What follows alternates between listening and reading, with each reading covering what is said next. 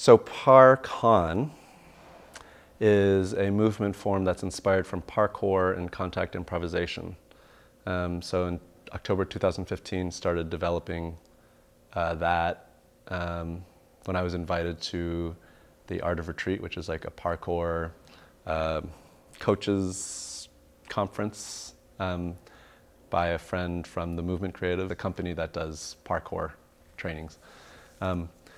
And so he asked if I could teach contact improv, and I was like, yeah, sure. And so I taught it to some people outside, and the way I was teaching then was to just give them a prompt that contact improv was about two people exploring momentum through a contact point.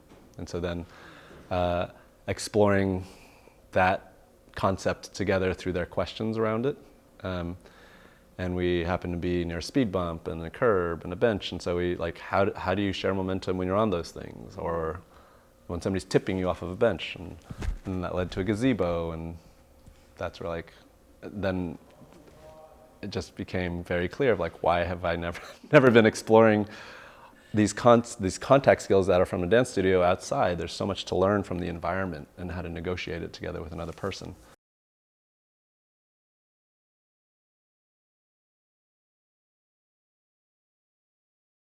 So that's Parcon. And then that kind of developed a life of its own, and we got excited about performing it and whatnot, but it didn't capture my sense of wanting to have social justice and inclusion within a movement form. There's a lot of novel and cool ways of being in the environment that I haven't seen other forms explore. But to focus on the virtuosity of it, to me, would exclude other populations of people. And so that's why it felt incredibly important for me to focus on how to integrate social justice with Parcon. Social justice aspects being, how do we negotiate boundaries? How do we understand our sense of self? How do we move from a place of understanding my meanness as individual versus collective, or even in connection with the environment around me? Developing a sense of being able to think and process things in a collective, and not just and to do it through movement, but to also do it through talking with ideas and to talk with what was going on in our world, and how those things interplay with the boundaries or a sense of self, and how we engage with the world around us, literally, how it manifests in how we touch things and how we connect with the objects around us and the environment and others. And so maybe that would be relational somatics. And that's ultimately what we're doing, but maybe we're not conscious of it. Yeah, So it's bringing it's like there's a lot of opportunity to mine the richness of this conversation that is happening, right. And so to say that it's just all intuitively happening and just to leave it there, I think is missing out on huge integrative possibilities. So we started out, I had people just arrive, because I want people to experience and go through their own ways of coming to fullness within a space without me giving too many prompts, because everybody has their strategies, their habits, their projections, and I want them to live them out. I want them to act it out, to be in it, to experience it. And so people were immediately coming in here, and they're, and they'd seen some Parcon before, not really the Parcon Resilience part yet. And so they were climbing on things and starting to balance on things and having fun, and, earing more towards the virtuosity aspect, which is fine, and balancing on things, jumping from here to there and getting really excited about these things. I'm like, okay. And I have some tools within, in teaching people Parcon, just how to flush out things that they might not be aware of not having arrived, whether it's like parts of their body that haven't arrived, ways of touching the environment, like touching for density or touching for volume, touching for textures of different kinds. Touching, later on we did touching for different kinds of emotions because we integrate our emotions into the way we touch. You can think of brushing your teeth. If you're sleepy, you'd brush your teeth like this, and if you're like hurried and frustrated, right? So you change the movement within how you're doing it based on your emotions and your needs. You take it into locomotion.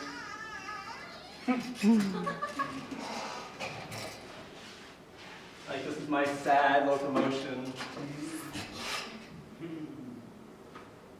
Versus like my happy, right?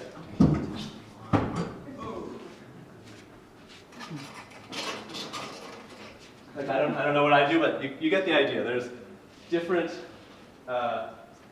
qualities. So touch can involve that, how they're locomoting through the space, like traveling through space from one place to another, how they're literally engaging with a place, like do they arrive just on top of the tabletops? What about arriving underneath or on the sides or and incorporating all of those things together. And there's a couple other lenses, but basically how to take people into their fullness and without giving so many prompts, but just expanding their range of expression.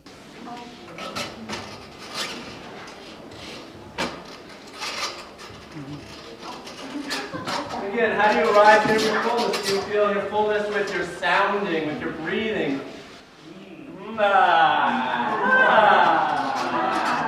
Yeah. So my prompts are really just to stretch your palate. I'm just kind of trying to point out ways that you might not have stretched your palate in your fullness. So I want you to keep on going, how do I arrive here in my fullness? Right? Like,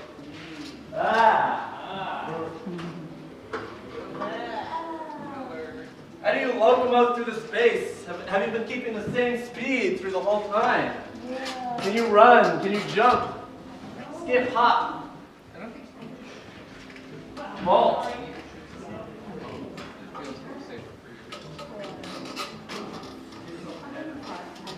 Another category would be what I call, I'm just playing with the wording, either joining or connecting.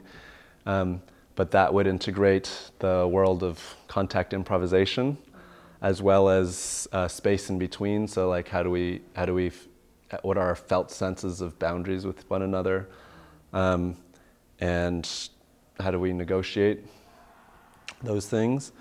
Where's our no, where's our yes? How do we modify to be able to engage with something or someone? So there's a lot of consent work, a lot of boundary negotiation, a lot of starting to think in collective versus individual.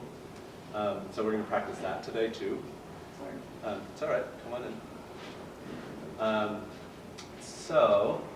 I'm excited to go on this journey together. Every workshop I do is kind of a journey for me too. I want to make sure I'm pushing my own edges and boundaries too. So we'll be checking in every now and then. I'm Andrew Ciceno, and I live in New York City. And my activism comes from my own history with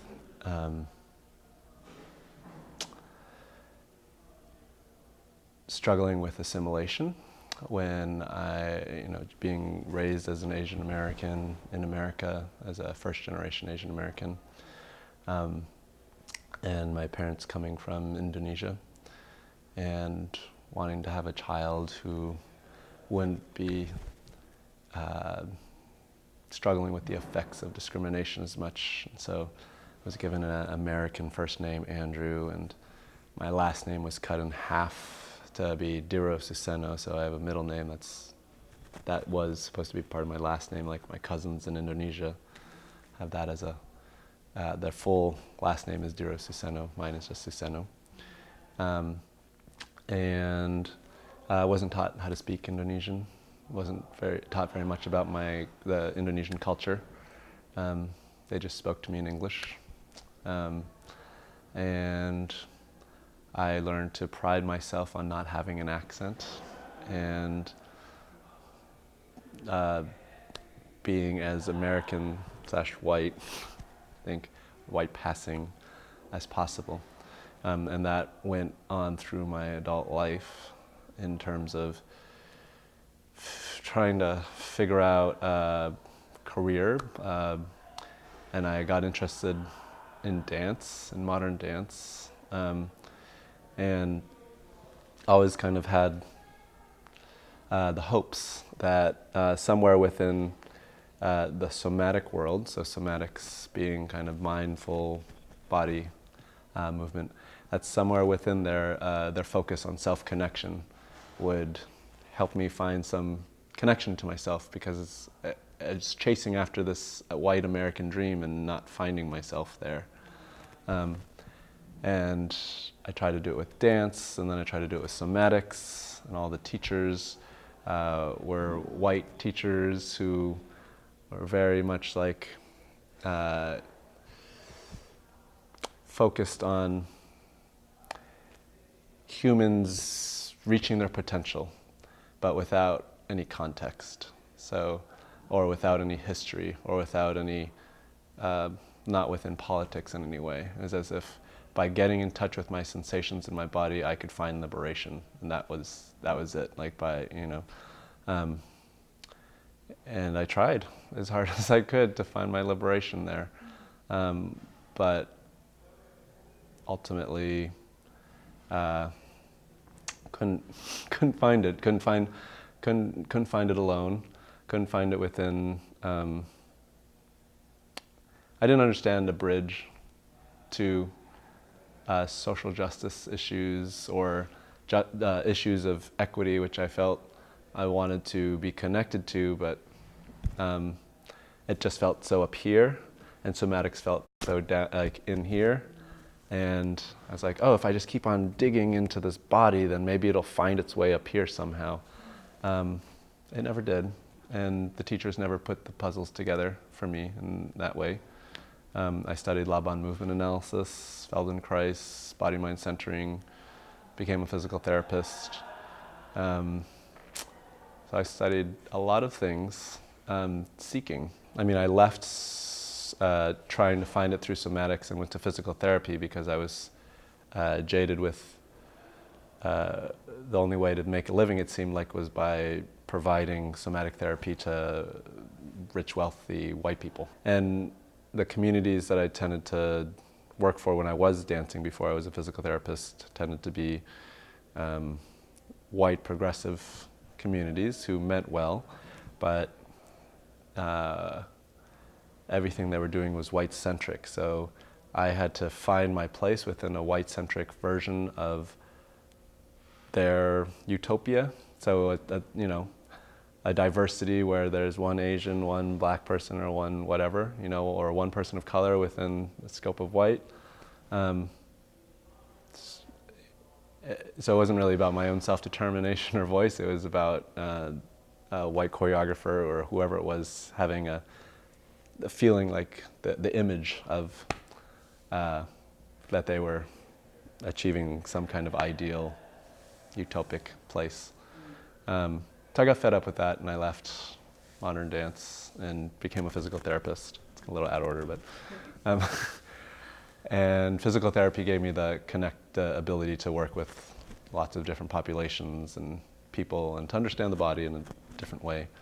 But ultimately, there was no art connection or expression within physical therapy. And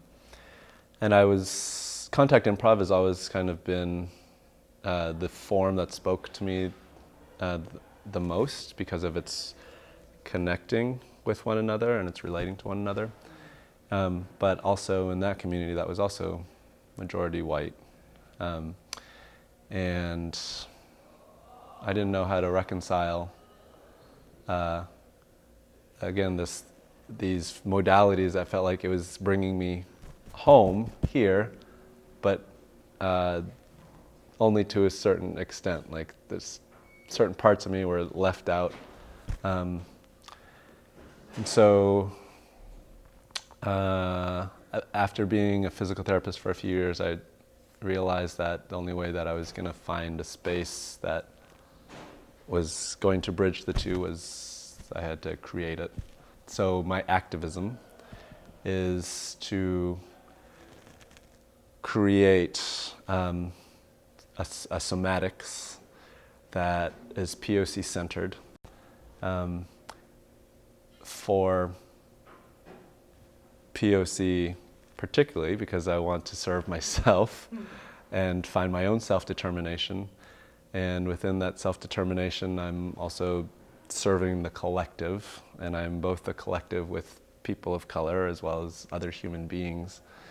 And when I say I'm a collective with other human beings, I position it with the marginalized race, because when a white person is saying with like, equal with all human beings, saying it from a white-centric view, people of color are often neglected, not seen, heard. Their experiences are minimized, and so part of my journey is also bringing POC-centered pedagogy and approach even into white spaces, and so that's the way in which things are taught or approached, how we're looking at the body, not just as an individual, just in my body, but how am I a body in relationship to the place and with others, and how do I have a relational somatics, and how do I have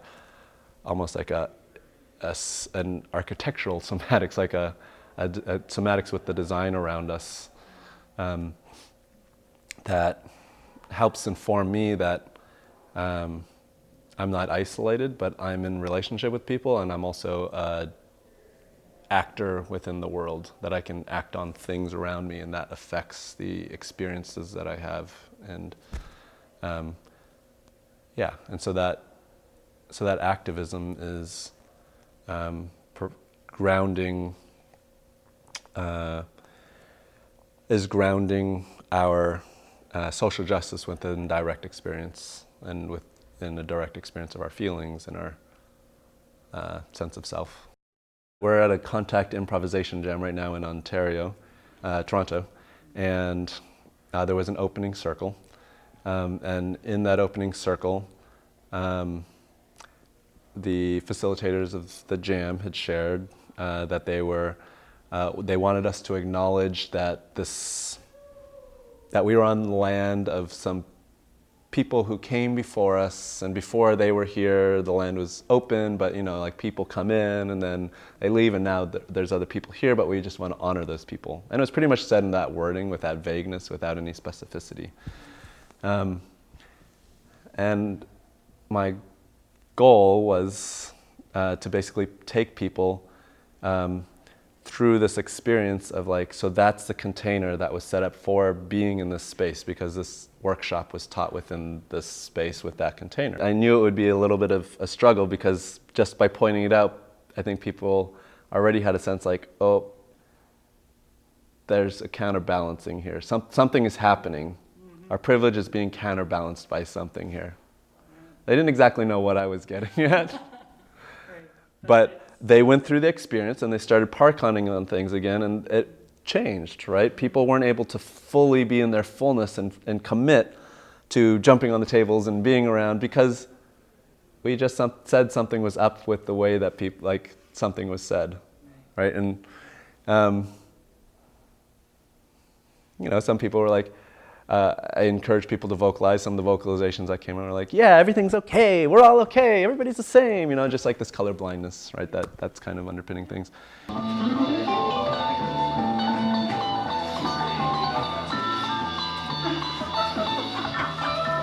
This place was occupied by people at some point in time, in the past somewhere.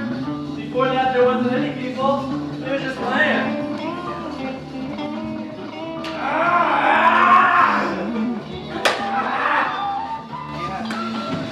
And now we're the people of it. Let's all get along. If you want, you can say other things that come with that kind of mindset. You can just speak it out. We're all the same. Come on.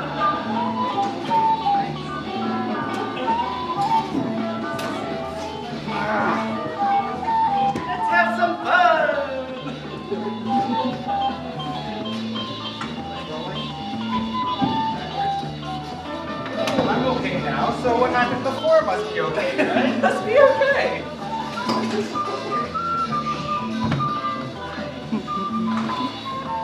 Ah, you got cool moves. That's all I really care about. I just care about moves.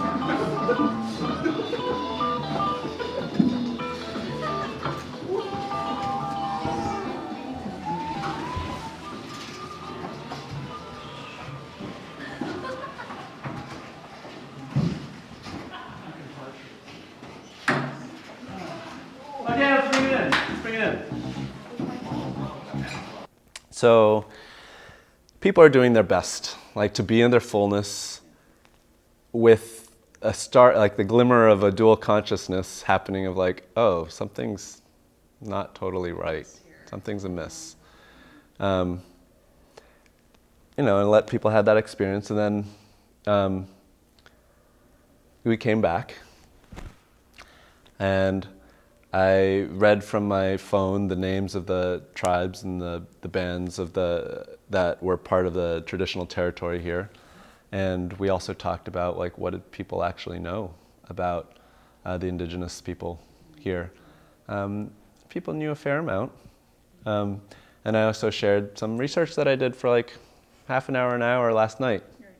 Right. And You're not from I'm not Canada, Canadian, so yes. yeah. And it was surprising for many and I think crystallizing to like hear all those facts like together. Things about 150,000 children have been taken since the 1880s and up until like 1996, and that children were taken away from their homes, and maybe they would get to go home for 2 months out of the year, but many of them stayed there their full time, and that children were abused and even experimented on in terms of malnutrition, and so many harsh realities that are hard to take in. So after we kind of solidified that up here, and maybe a little bit in the body, we went back into the Parcon and went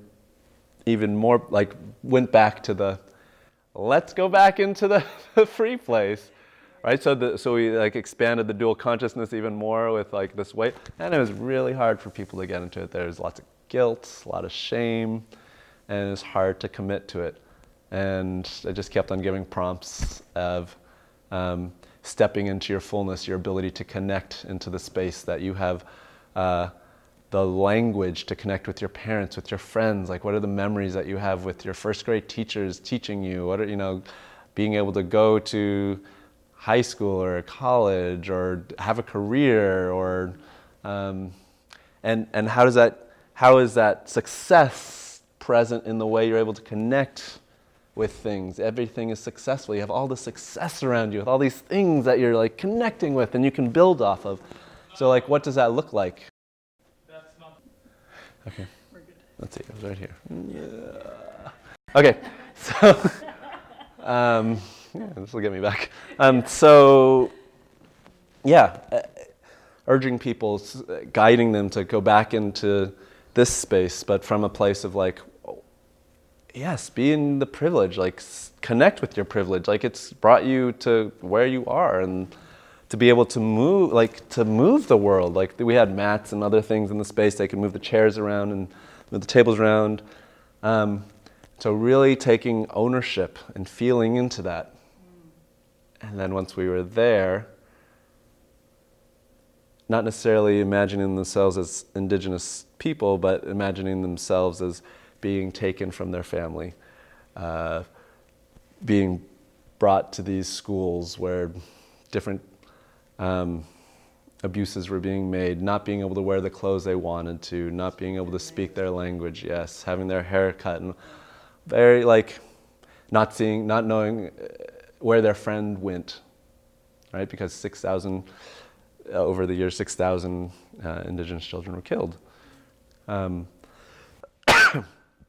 And those things brought people into a very different place, and just a very different direct experience of trying to or being in the environment, being with each other, but the difficulty of even feeling any kind of efficacy or ability to even change the environment. And somebody expressed that they felt like if they moved the mat, they fear they might get hit. How many times has I told no, don't play on the furniture when I was a kid?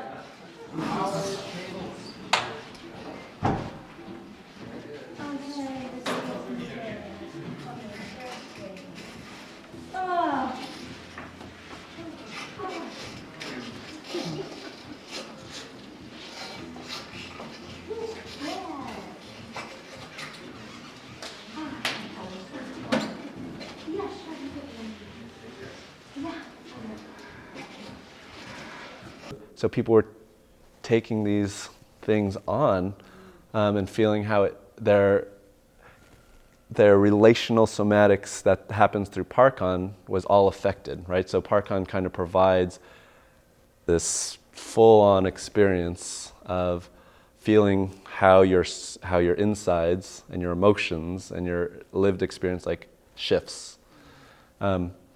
And so it became very clear, those two distinctions, because I think the brain really learns when it can experience two things distinctly, right? So by being able to provide those two clear things, then people could start to see, oh, here's my privilege, this is what I have from, this is my settler privilege. And these are the things that indigenous people might, like where they're struggling, right? And or the conditions that they're in. And so then putting the question out of like, so how can you be in your fullness, in connecting, and have this energy of the indigenous with you at the same time? Like, how can you be present to both of them? Because if we let ourselves shut down from guilt or shame, that leads to like not being able to act on the environment. That leads to like not being able to move anything, not being able to connect with others, not being able to feel things. Literally. Yeah. What are the afflictions of a dominant race or culture? And seeing how like that guilt and shame is connected with inefficacy within the environment and literally one's connections to oneself to be full and more of an expectation to be meh, like that, oh meh, because I'm too scared to look at my guilt and shame, so I'll just go through the world in meh, right? But like there's a possibility, a different possibility that we have the capacity to be within an embodied sense of both happening, that we don't have to have like a mono narrative of the world, that in fact the world there's a lot of relationships happening, and how do we have those relational somatics happening in the same time, and then like even like taking that question to like, okay, and we're all racialized differently right now too. So yes, there's settler, there's indigenous, and some of you are white and some of you are Asian, some are Latino, Black in this space. How has assimilation affected you similarly or differently? Or like where are the intersections there? And so each person is given the space to check in with where it lands in their experience through this kind of shared exploration of that settler versus indigenous in this workshop. And in the end we played with just a few more group configurations, a few people just playing with like the flux between how people are moving or engaging in the environment, and what does it mean to be in your fullness, and what if some of the people are in the indigenous energy?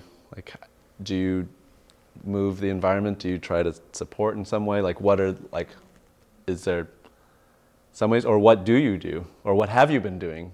Can you do it now? Like, and how does that feel? Like, you know, like, so coming to just more palpably feel what is happening, and that, you know, that for some people, it was like an awakening of like, oh, there's hundreds of thousands of Indigenous people living in the Toronto, Ontario area now, like, and that there's a relationship, that you know, that there's things that are still happening now.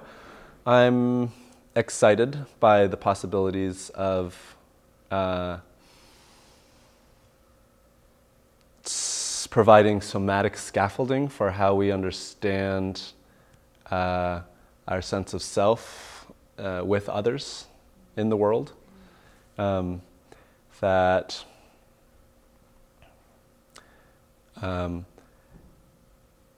and that it's very difficult to possibly build connection outside of a dominant narrative if you don't have an experience that's centered differently.